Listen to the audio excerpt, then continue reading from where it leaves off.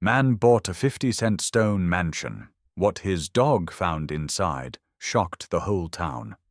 The February wind dragged across the Colorado plains, whispering through dry grass and kicking dust against the tires of an old Ford pickup. Jesse Maddox stepped out, his boots sinking into the gravel drive that led to a mansion no one had lived in for decades.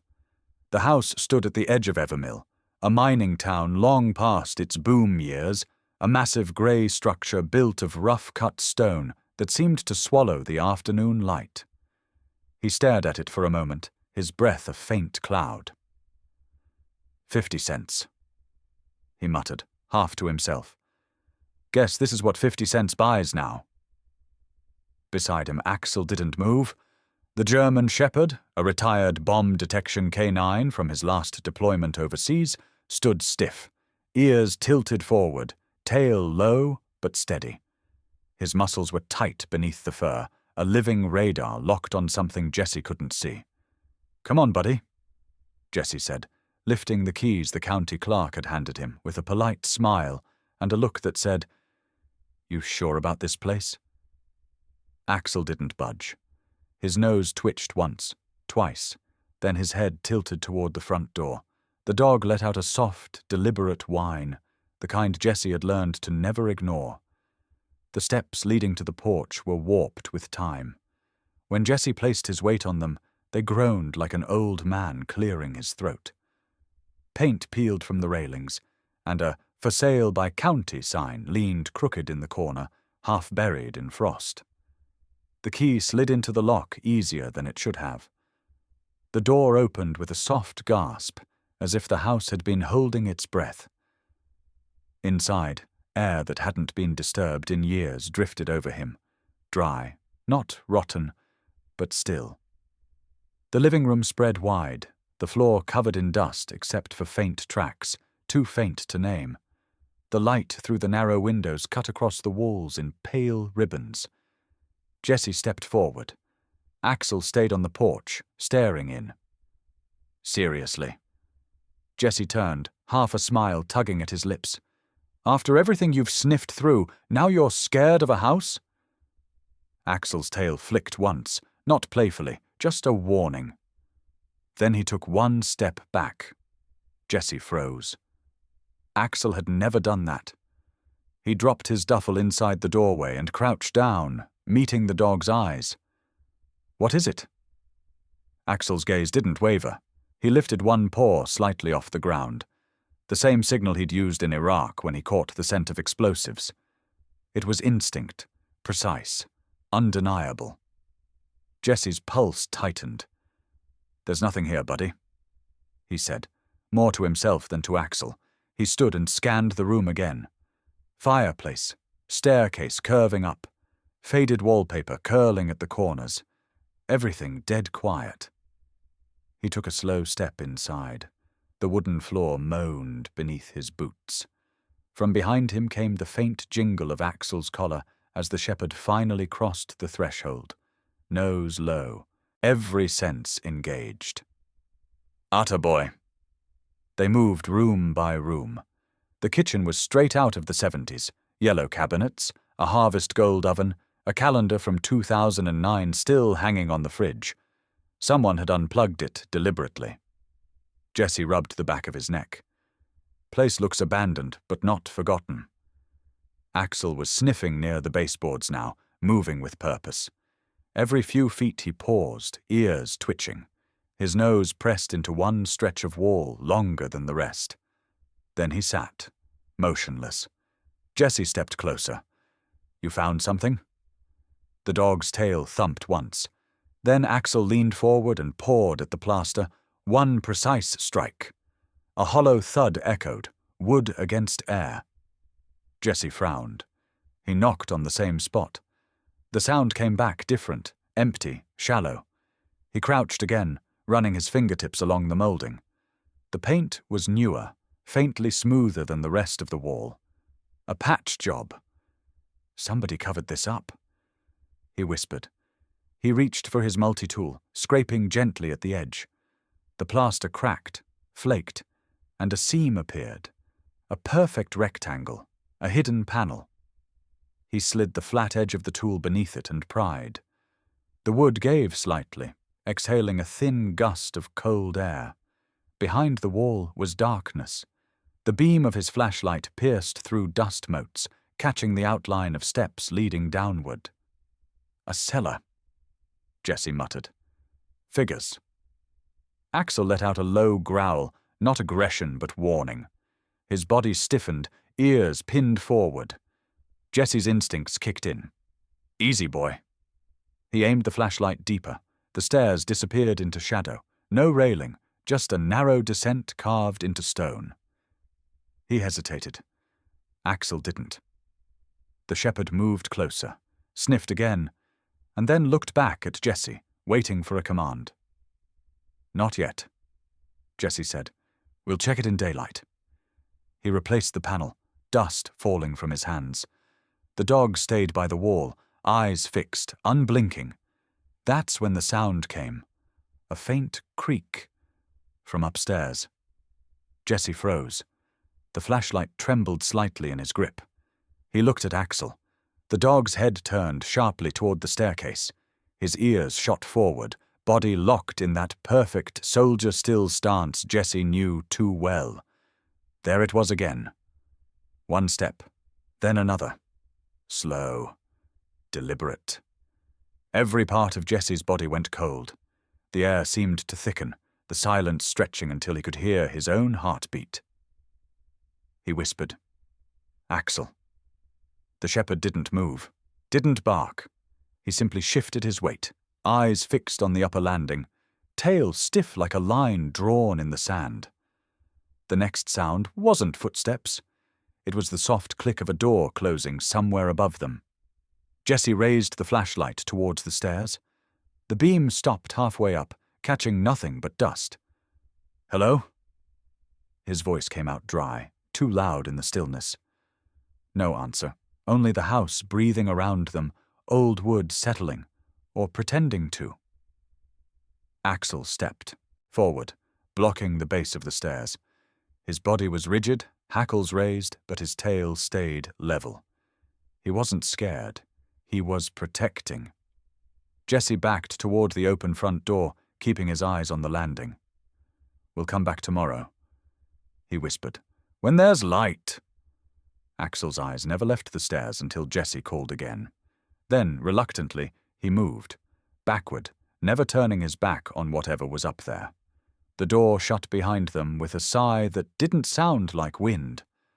Outside, the sun had dropped below the ridge, leaving the valley in grey-blue half-light. Jesse exhaled slowly, heart still racing.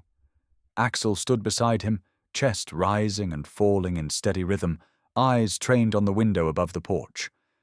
In that upstairs window, for just a second, Jesse thought he saw a flicker, like the faint reflection of movement. Then it was gone. Axel growled once, deep in his chest, then looked up at him. Yeah, Jesse whispered.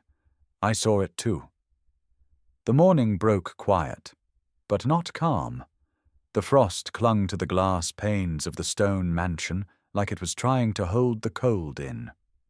Jesse Maddox sat on the edge of the old iron-framed bed he'd set up in the living room, staring into a mug of instant coffee that tasted like cardboard and regret.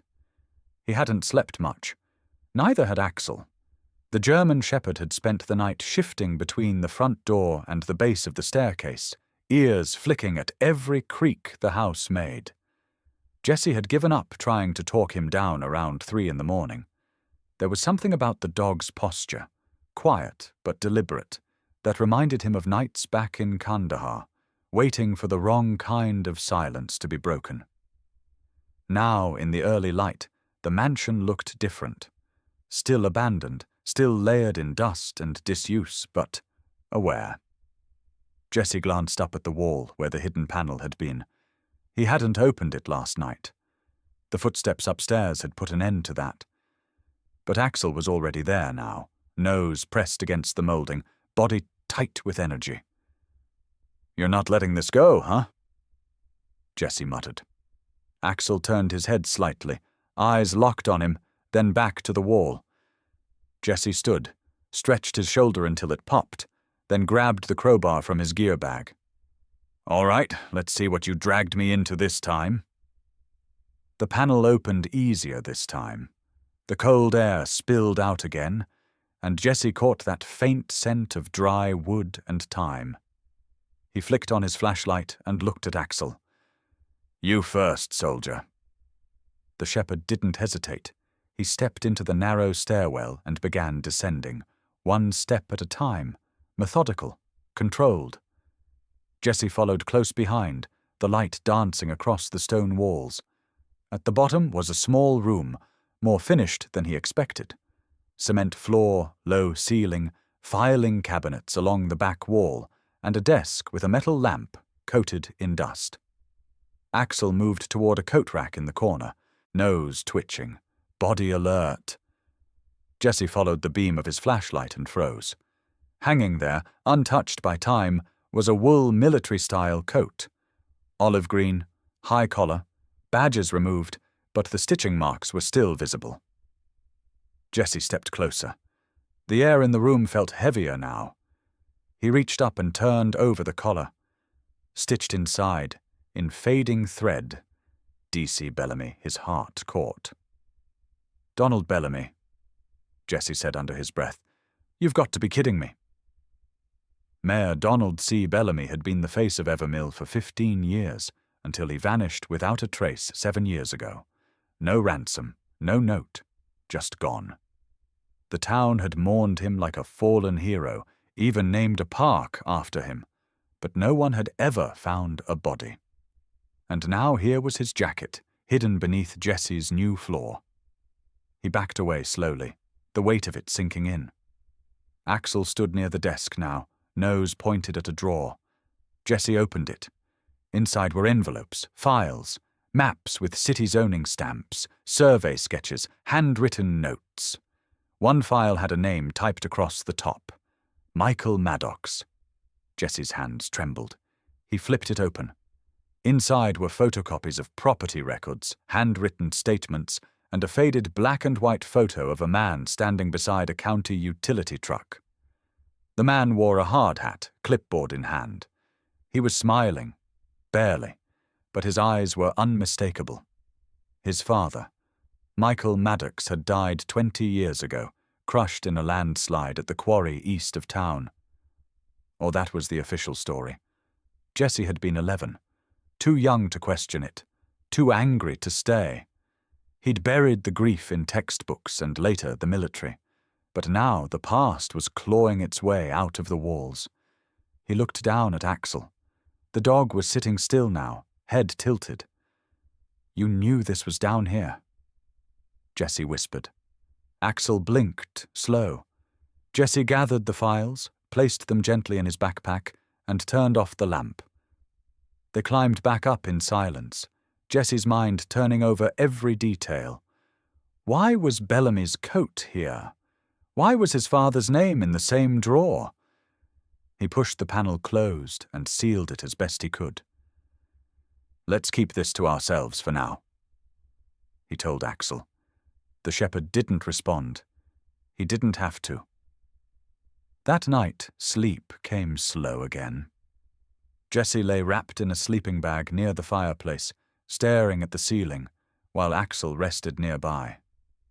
The dog's breathing was steady, but his eyes remained open. Watching. Just past 4 a.m., Jesse sat up. He couldn't shake the feeling that the walls were listening. He poured himself a glass of water and walked to the edge of the foyer. The panel was still closed, untouched. He turned toward the coat rack where he'd hung Bellamy's jacket earlier. The beam from his flashlight cut across the hallway, empty. The jacket was gone. Jesse stopped cold. He stepped forward, sweeping the light back and forth. No footprints, no broken windows. Front door still locked. The coat wasn't on the floor, not draped on a chair. Gone. Axel appeared silently beside him, eyes sweeping the room. He sniffed once toward the window, then turned his head slowly, eyes narrowing towards the staircase. Jesse whispered, "You saw something?" Axel didn't move. He just stared upward. Jesse followed his gaze. From the top of the staircase came the softest creak. Just one. Then silence. He swallowed hard. They both stood still in that frozen moment, two soldiers in a house that no longer felt like it belonged to either of them. And somewhere, above their heads, something waited.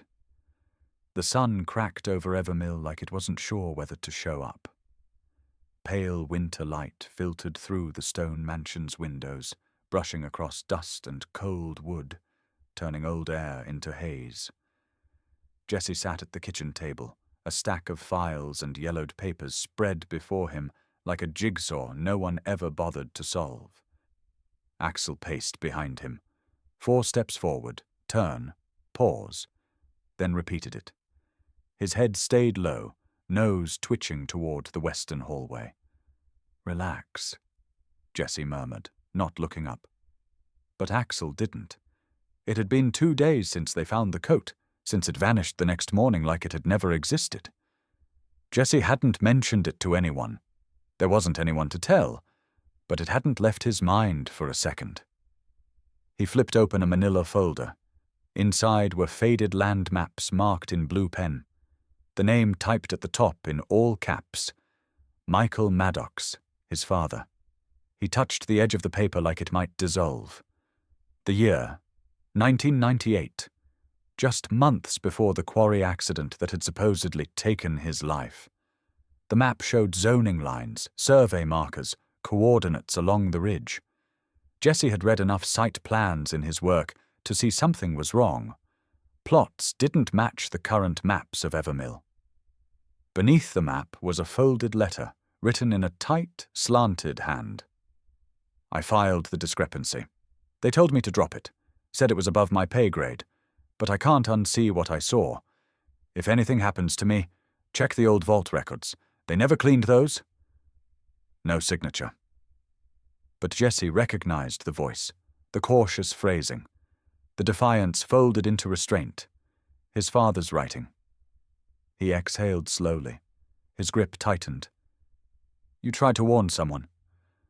Axel let out a low whine and stared down the hallway again. Jesse stood, files in hand. "What is it now?" The dog was locked in, his body tense but still, ears pivoted forward like a compass needle. He took 1 step, then looked back. "You want me to follow?" Axel trotted forward, straight down the western hallway. Jesse followed, flashlight in one hand, backpack slung over his shoulder. The air here felt different, cooler, denser. Water damage lined the ceiling. Wallpaper peeled away in long curls. Axel stopped at the end of the hall. 2 shallow closets on either side, and a flat, empty wall dead ahead. Jesse scanned it. Old plaster, uneven. Cracks, spidered outward like veins. Axel sniffed near the baseboard, then pawed once, then again. Jesse knelt. He pressed his fingers along the molding. Nothing. Then he noticed something. The paint on one section had a slightly different texture. Newer. He ran the edge of a coin against it. A soft click. The coin caught on a seam. He froze. "No way," he whispered. Jesse retrieved his multi-tool, dug carefully along the seam. The edge gave way, revealing a narrow gap. He leaned in and pushed. The wall panel creaked, then opened just enough to reveal black behind it. He clicked on his flashlight. Stairs. Again. These weren't stone like the last. These were rough wood, unfinished and steep. Axel moved forward, slow but focused. "Guess we're doing this again." They descended. The air grew colder with each step. At the bottom was a narrow passage, the walls a mix of crumbling cement and wooden reinforcement beams. At the end of the passage, a door. No knob, just a brass hinge and a faded county seal above it. Jesse pressed his shoulder into it. The door groaned and gave way. The room opened into a low-ceiling archive, dusty and dry. Rows of metal filing cabinets lined the walls, Stacks of boxes filled the shelves. A single flickering bulb hung from the ceiling like a forgotten eye. Jesse stepped inside, his breath visible in the cold. He opened a cabinet. Manila folders, each stamped in red ink, "Not for public record." His heart thudded. He pulled one. It was a zoning document for a parcel on the East Ridge, land that now held half of Evermill's upscale homes. He grabbed another. Water rights agreement, denied. Then approved 2 weeks later with forged signatures. Axel sat near a cabinet, his head tilted, ears relaxed but focused. "This is it," Jesse said, voice low. This is what he meant by the vault records. He opened a third drawer and froze. Inside were dozens of files, all labeled under one name, M. Maddox. Each one a report filed by his father. Each one closed, denied, or marked, "No further action." Jesse's knees weakened. He sat hard on the floor, clutching the folder. "You tried to stop it," he whispered. "And they buried you with the truth." He looked at Axel. The shepherd stood, walked over, and laid down beside him, silent, steady. "You brought me here," Jesse said. "You found all of it." Axel didn't react. He didn't need to. That night, Jesse brought every folder he could carry back upstairs. He placed them carefully on the table. Elise would need to see this. She was the only one who might help him get it out. He locked every door and window, triple-checked the locks. But he didn't sleep. Axel didn't either. The dog stayed near the west hallway all night, body coiled, eyes never blinking. By morning, the old brass key Jesse had left on the counter was gone. No broken window, no kicked door, no alarm. Just gone. And on the west hallway wall, where the hidden door had been, a single fingerprint in fresh dust. Too high for Jesse, too far from Axel. Someone else had been inside, and they knew what he'd found. The morning fog rolled thick through downtown Evermill, turning the street lamps into dull, hovering orbs. Jesse parked his truck across from the only copy shop still open before noon. Axel sat in the passenger seat, watching the sidewalk like it might blink. Jesse reached for the folder beside him. The files inside felt heavier than paper. Some things carried weight even when no one wanted to hold them. He patted Axel's side. "Back in 10. Stay sharp." Axel didn't move. His ears twitched once, nose pressing gently to the window as Jesse stepped out. The bell above the print shop door gave a tired jingle. Inside, the smell of toner and cheap coffee hit hard. Behind the counter sat a teenage clerk with headphones on, nodding to something only he could hear. "Morning," Jesse said, sliding the folder across the counter. "Need these scanned and printed. Color if you can." The kid took them without looking up. "You got it." Jesse glanced around. Empty except for a woman flipping through a real estate brochure near the window. Expensive coat, tailored slacks. Something about her posture made the back of Jesse's neck prickle. She turned, locking eyes with him.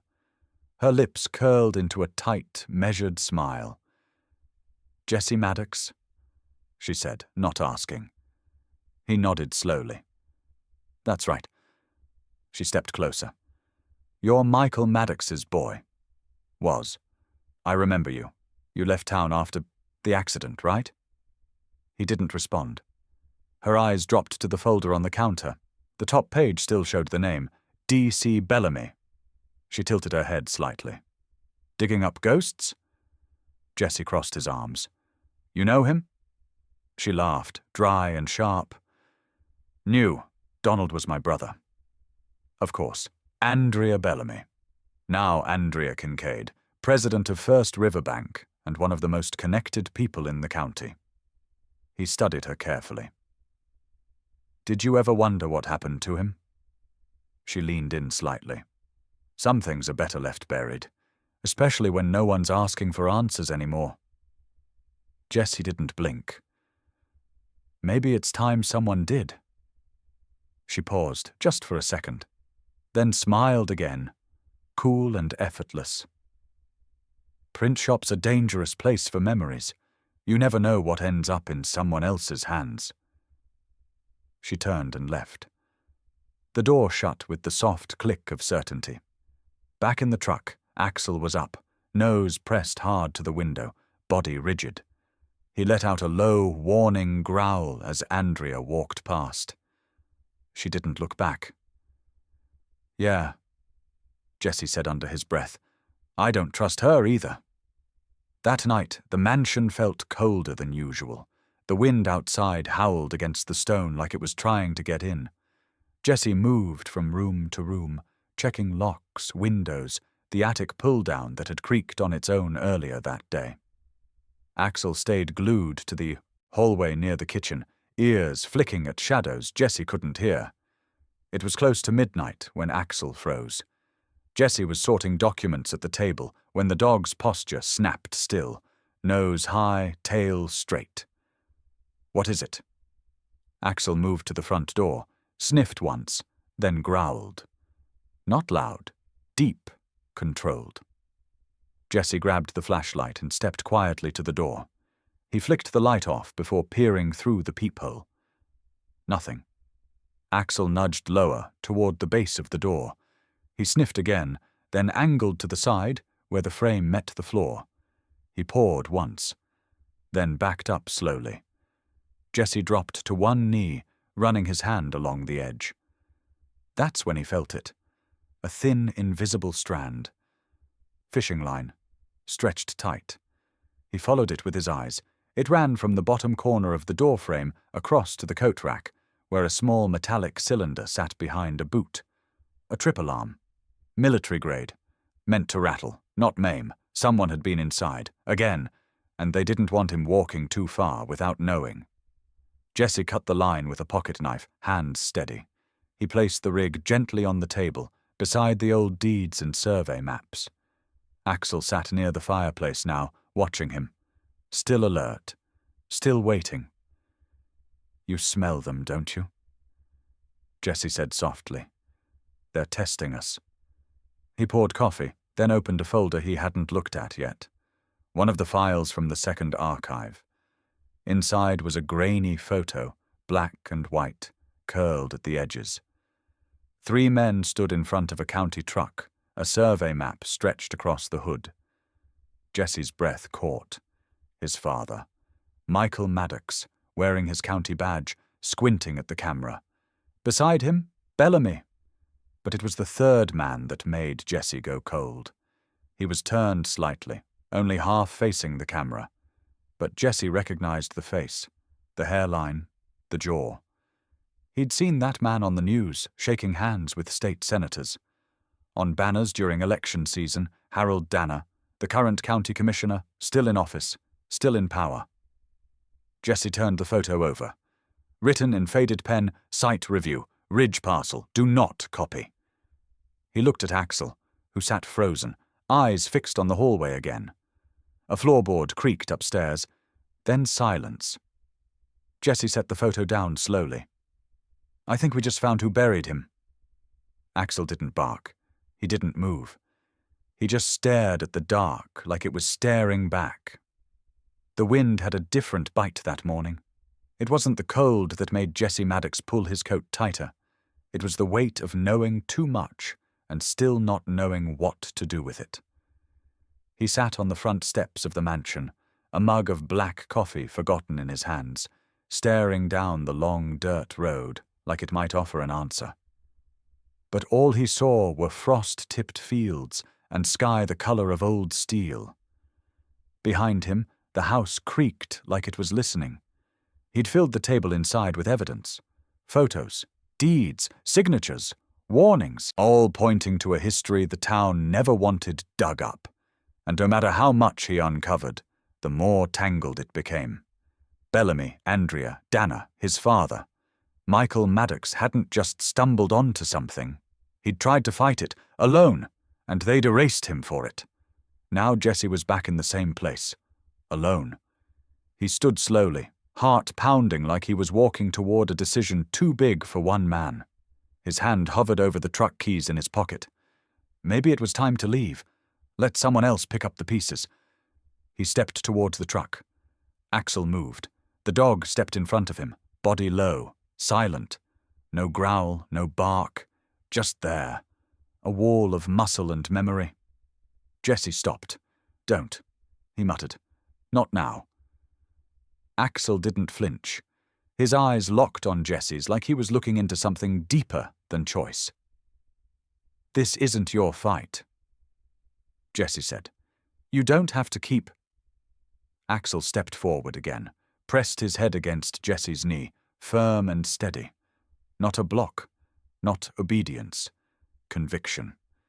Jesse's breath shook. The kind of breath you take when something inside you cracks open and doesn't quite close again. He dropped to one knee, resting a hand on the dog's back. "You really think we're supposed to finish this?" Axel blinked once, then turned, trotting toward the back of the property without another sound. Jesse hesitated, then followed. The backyard stretched into a narrow patch of dying grass and overgrown garden beds. The stone fence wrapped the property in a cold, grey line. Axel moved with purpose, nose low, steps slow and precise. He stopped at the base of an old elm tree near the rear fence line. Jesse caught up, breath visible in the morning chill. "What is it?" Axel pawed once at the frozen dirt. Then again. Jesse looked down. The soil had been disturbed. Not recently, but not decades ago either. He dropped to his knees and began to dig. Fingers numb. The earth fought him at first, stiff with frost, but gave way in layers. Axel stood beside him, silent, unmoving. 3 inches down, Jesse's hand hit metal. A rusted tin box. He wiped dirt from the top and pried it open.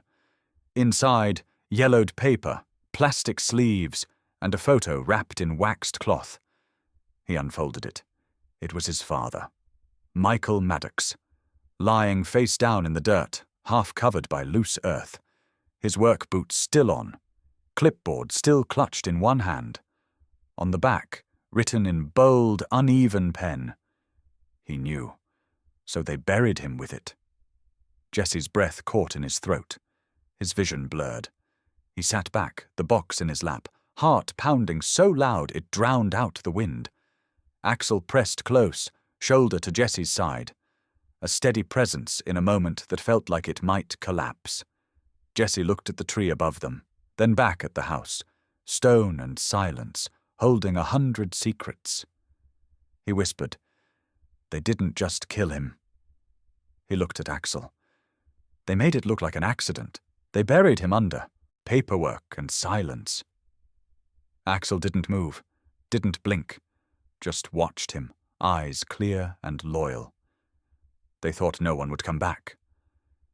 Jesse closed the tin box slowly. They were wrong. He stood. The wind picked up, ripping through the trees, sending dry leaves skimming across the yard. Inside, the old mansion creaked again. But this time, Jesse didn't feel watched. He felt ready. Whatever came next, he wasn't walking away. And he sure as hell wasn't walking alone. The storm hit just before sunset. Not rain, pressure.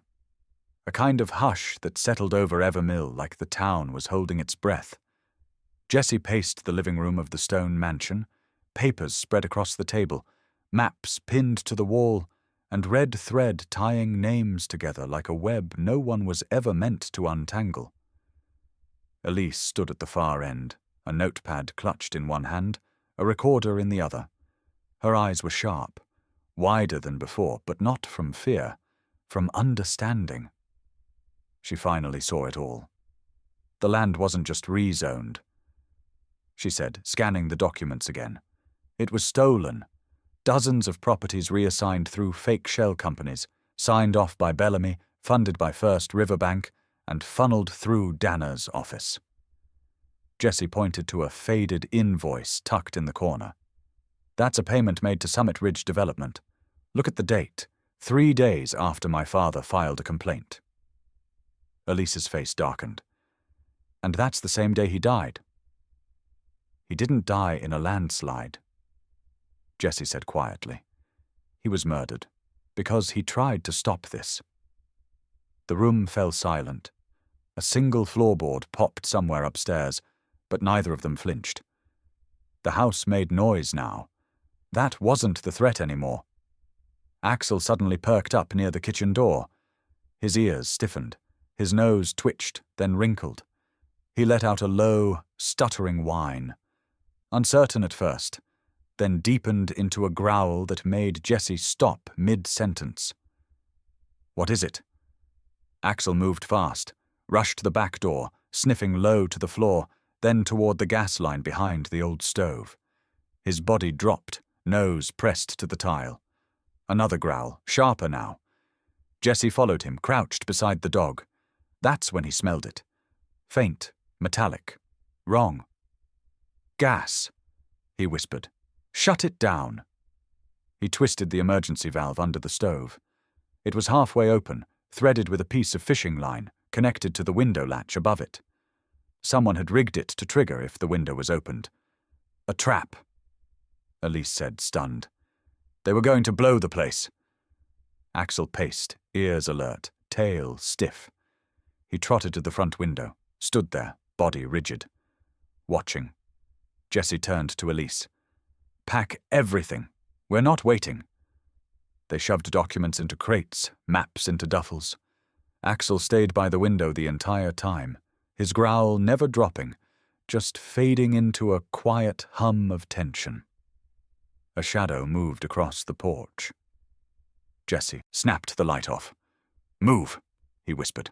Axel bolted for the hallway, barking sharp once. Elise didn't need to ask. She followed the dog. Jessie grabbed the last case and sprinted behind them. Axel led them toward the western hallway, past the first hidden door, past the second. Then he stopped at the wall across from the coat closet. He pawed once, then twice, nose hammering the baseboard. Jessie pressed along the wall. Nothing. Axel whined louder, body trembling. He looked back, ears pinned. A second later they heard it, boots on gravel outside, then the rattle of a lock being picked. Jessie slammed his shoulder into the panel. It groaned, cracked. "Help me!" he hissed. Elise threw her weight beside him. The wood gave way. Behind it, another stairwell, narrower than the rest. Claustrophobic. Stone walls. Cold air rushing up. Axel charged down first. Jessie followed, Elise right behind. The stairwell spiraled, then opened into a sub-basement, a vault made of concrete and rusted steel. Rows of file cabinets, old filing boxes, military crates, bundled envelopes wrapped in wax paper and sealed with county seals. Jessie flicked his flashlight across the walls. Dozens of tags, survey maps, original deeds, all marked with the red stamp. Not for public record. They'd found the vault. The real one. Axel stood in the middle of the room, chest rising fast, ears perked, tail high. The dog didn't move. Not until he was sure they were safe. Above them, the sound of footsteps entered the house. Slow. Calculated. Jessie turned off his light. They stood in silence, breath shallow, hearts hammering. And then, Axel stepped forward, pressing his body against Jessie's knee. He wasn't scared.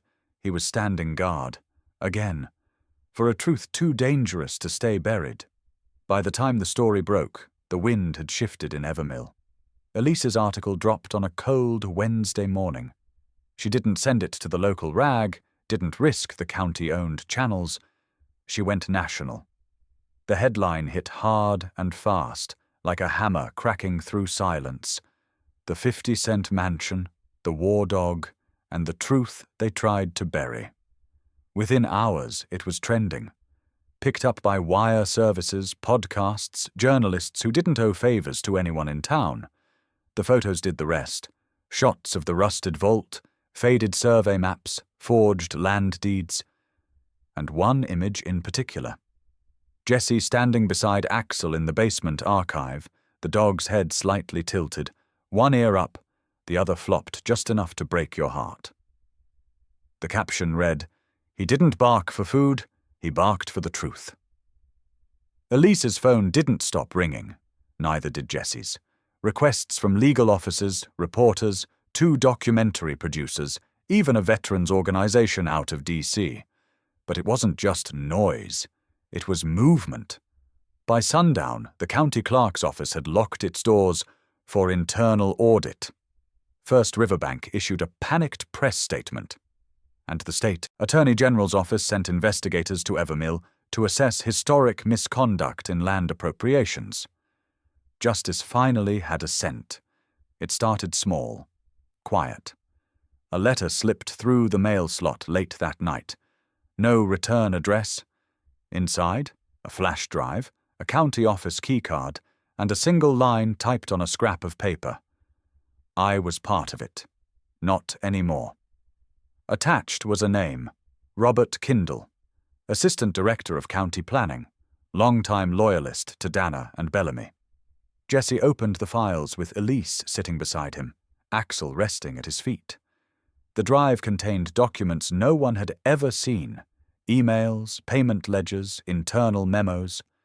One of them confirmed it all. The day Michael Maddox was killed, he was scheduled to present his findings at a public zoning meeting. The meeting was cancelled. The minutes erased. His complaint marked, resolved without merit. They erased him.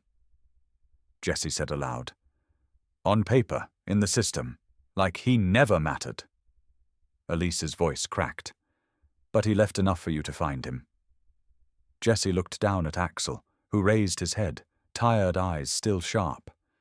He didn't wag his tail. He didn't need to. For days after, Jesse barely left the house, but not from fear, from purpose.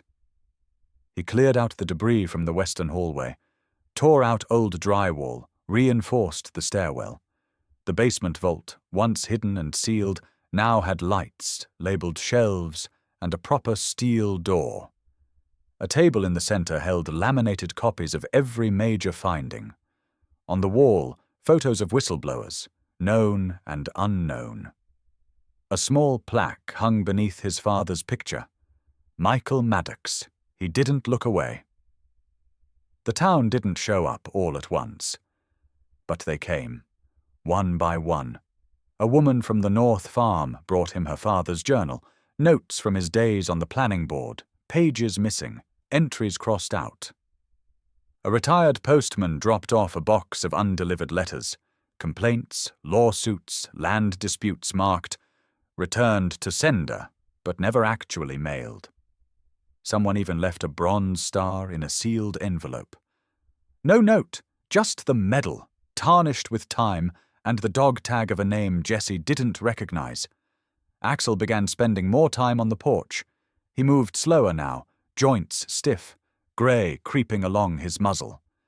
But every morning, when Jesse opened the front door, the shepherd would already be there, lying across the threshold like a sentry with one last job to do. One night, as the first snow dusted the front steps, Jesse knelt beside him. "You got us here," he said softly. "You made them listen." Axel didn't lift his head, just flicked his tail once and let out a long, slow breath. Inside, the stone house had changed. No longer a vault for secrets, now a sanctuary for truth. And still Axel watched the door, not out of fear, not out of habit, because he remembered what it meant to guard something that mattered. The wind that swept across Evermill now sounded different. It no longer howled like it was warning something away. It hummed soft through the trees, brushing against the stone walls of a house that had become more than just a house. 1 year later, the mansion stood taller somehow, not from renovations or new stone, but from what it had become. Locals called it the Archive of Truth, quietly, respectfully, like it was a chapel or something sacred. The brass sign on the front gate said it simply, Michael Maddox Memorial Archive, open to all. People came from miles around, not in crowds, not for spectacle, just small, steady footsteps, folks with quiet faces, old letters, family stories too long ignored. Jesse kept the doors open 6 days a week. On Sundays, he closed for maintenance, but always left the porch lights on. Some people didn't want to be seen searching. Inside, the records had grown. What started as one room now filled 4. Shelves stacked with county maps, property disputes, handwritten affidavits, ink-stained survey logs that proved what many had only suspected for decades. The truth wasn't loud here, but it was steady. And Jesse had changed, too. He taught a small workshop on Wednesday afternoons, how to read elevation markers, how to interpret survey symbols, how to question the lines drawn by people in power. The kids from Evermill Middle School came for field trips. They'd crowd into the old living room, now a research space, fingers stained with old toner, eyes wide, as Jesse told them about zoning fraud and the day Axel found the vault door. Axel still showed up, of course. Older now, his walk was slower, hips a little stiff, but the moment someone stepped across the threshold, his eyes lifted. Always watching. The rescue shelter downtown had unofficially adopted him as their mascot. He didn't live there, he lived with Jesse, but his photo hung by the entrance. A black and white shot of him standing in the original vault, one ear up, one down. The caption underneath read, "Every town needs a watchdog." People brought him treats, kids sketched him during tours. A retired officer from Denver mailed in a custom-stitched vest with his name embroidered on the back, Axel K9 retired. And every evening, around the same time, Jesse and Axel would sit on the back porch. No words, no ceremony, just quiet. One evening a woman arrived with 2 sons and an envelope. She was shaking but held it out. My grandfather. He was forced off his land in 1981. They said his deed was fake. Jesse took the envelope, opened it gently. Inside was a copy of the deed, now validated with a matching record from the archive. Stamped and dated. She broke into tears. Not loud, not messy. Just relief that someone had finally written her family back into the story. Axel walked up beside her. Sat close. Didn't bark. Didn't move. She bent down and hugged him without a word. Later, Jesse found her note left on the porch. We didn't want justice. Just the truth. You gave us both. Inside, the archive glowed warm under soft lights. The air was dry, quiet, still sacred. Axel curled in his usual spot beside the entrance. His head rested on his paws. His eyes closed just for a moment.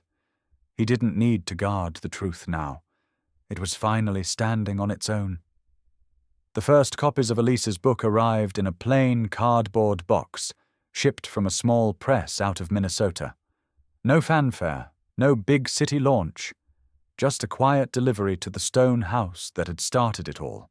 The title was stamped in silver across the matte black cover. Stone House, Steel Dog. The Truth Beneath Evermill. Inside were photos of dusty maps, redacted memos, rusted hinges, and long-buried truths.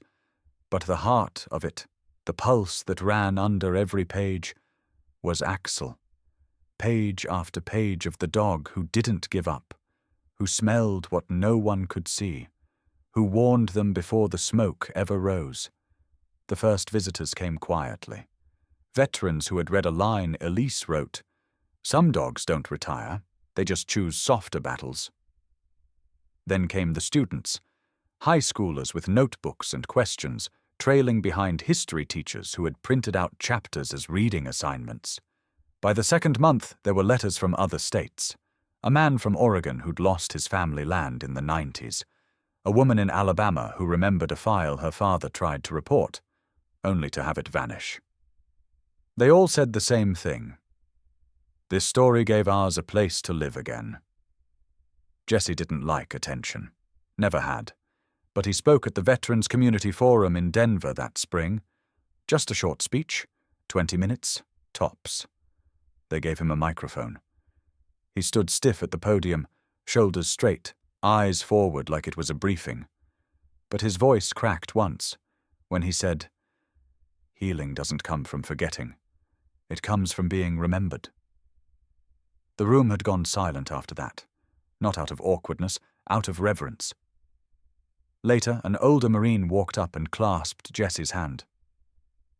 "Your dog," he said, eyes glassy. "Reminds me of one I lost overseas. I think we all did." Back at the stone house, life settled into a rhythm again. Not slower, just deeper. The archive had grown.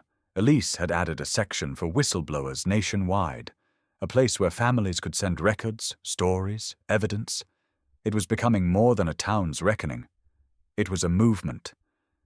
Jesse kept the shelves in order, ran the weekly maintenance, built a bench under the elm tree where they'd found the box that cracked it all open. Axel had aged. You could see it in the way his legs moved, carefully, deliberately. His eyes had dimmed but never dulled, and every morning, just after dawn, he'd rise on his own, walk the length of the porch, pause at the gate, then circle back again. The same loop, every day, no leash, no command, just instinct, legacy, ritual. It was his perimeter, and no one questioned it. Jesse would watch him from the kitchen window, a cup of coffee in hand, a file folder tucked under his arm, waiting to be archived. He never said it aloud, but the message was always clear. As long as Axel walked, the truth would never fall asleep. And in a world that tried too hard to forget what hurt, Axel remembered what mattered. Every step he took said it louder than words ever could. We're still here. We're still guarding. And the story isn't over yet. The morning air was soft, the kind that made even the gravel paths sound gentler beneath small shoes. A yellow school bus idled just beyond the iron gate, its doors folding open as two teachers led a dozen kids toward the front of the stone house. They came in pairs, whispering, pointing, some clutching notebooks, others just wide-eyed, already piecing together the stories they'd heard in class. One boy, maybe 9 or 10, lagged behind. He wasn't staring at the house, or the signs, or the brass plaque out front. He was staring at the dog. Axel lay curled in the sunlight near the porch, fur greyed along the muzzle, his chest rising slow and steady. His eyes, though cloudy, still tracked movement like they always had. The boy stopped in front of him, looked up at the man sitting on the steps just above. Jesse Maddox. Older now, lines around his eyes carved deep like the land he'd once surveyed. His flannel was faded, his boots dusty, but his hands were steady. The boy pointed. "Is that the dog from the story?" Jesse looked down at Axel, reached out, stroked the thick fur behind his ears. "He didn't bark for food," Jesse said quietly. "He barked for the forgotten." The boy didn't say anything, just knelt and gently laid a hand on Axel's back. The shepherd gave a quiet huff, not approval, not protest, just presence. Inside the house, a radio crackled from the hallway speaker. Elise's voice drifted through, calm and clear. "Some truths don't die. They just wait for the right ears." The students moved through the house in quiet clusters, trailing their teacher as she read aloud from plaques beside dusty filing cabinets and maps pressed behind glass. One of the girls paused at a photograph, black and white, faded edges. A young man in combat boots standing beside a dog on a stone floor. No one posed, no one smiled. But the moment said more than any headline. Outside, Jesse remained on the step, watching the kids come and go, watching Axel lift his head every few minutes, scan the yard, then settle again. "Still guarding," Jesse said under his breath. "Always." As the last student filed past, the wind picked up, gentle but full. Leaves danced along the fence line. From somewhere down the valley, the low hum of a train passed like a heartbeat, fading in the distance. Jesse looked up at the sky, then back down at the shepherd still lying by his side. "You can rest now, partner." he said. They remember. Axel blinked slowly, closed his eyes, but he didn't sleep. Not yet. Because some guards don't leave their post. They just wait for the next name to protect. The screen fades to black. A line of text appears in silence. He didn't bark for food. He barked for the forgotten. What's your story with a loyal pet? Share it with us. Subscribe to German Shepherd Stories, where loyalty has a voice.